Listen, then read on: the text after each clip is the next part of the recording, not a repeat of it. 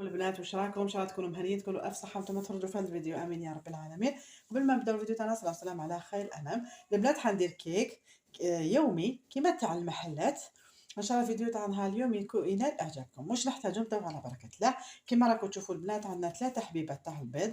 ندير له البنات لافاني بسم الله وقريصه تاع الملح، ونضيف البنات كاس ناقص صباع تاع السكر. السعه تاع الكاس تاعي 250 250 ماشي 220.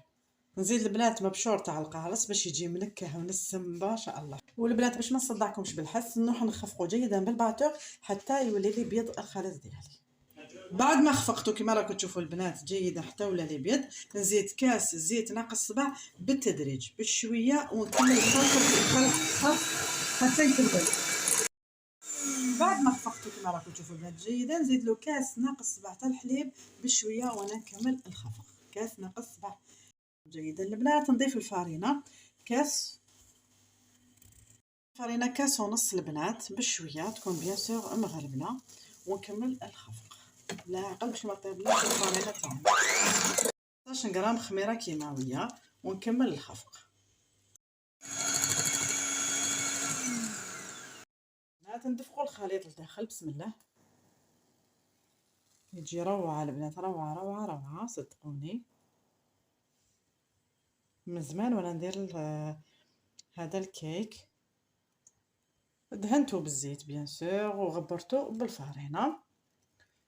نديرو يطيب 180 درجه على نار قليله البنات، ومن بعد بالكيردون كي نصيبوه طاب لنا البنات باش بالموس باش تعرفوا اذا طاب ولا كان ناشف. تسمى طاب بالموس البنات. ندير حفره في الوسط هكذا بسم الله هكذا، ها دردروا عليه من فوق البنات لوز ايفيلي كاوكاو ايفيلي كيما تحبوا، يعطي منظر شباب مور ما يطيب لنا، يعطي منظر شباب. البنات غير يطيب لنا ندير له المعجون.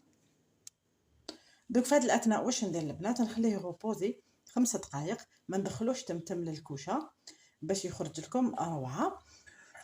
ونديرو يطيب، مور ما يطيب لي البنات ندردر عليه شويه سكر، نديرو قبل المعجون تاع المشماش بالبانسو وندردر عليه شويه تاع سكر كلاص ويكون الكيك تاعنا جاهز. دوك نخليه يغوبوزي لي واحد 5 دقائق. هذا ما كان البنات درت له المعجون. دوك نربطو هنا بخيط هكذا باش يجي كيما اللي ينباع في المحلات. دوك نوريه درت له المعجون ودوك ندردر عليه باغ سكر كلاص من فوق باش يعطيه منظر شباب.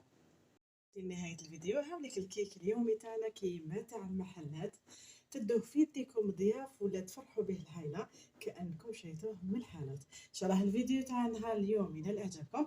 ما تنساوش خياتي ديروا لي جيم وابوني لسيكم كل جديد. تهلاو لي البنات في راحتكم، دمتم في رعايه الله وحفظه. سلام.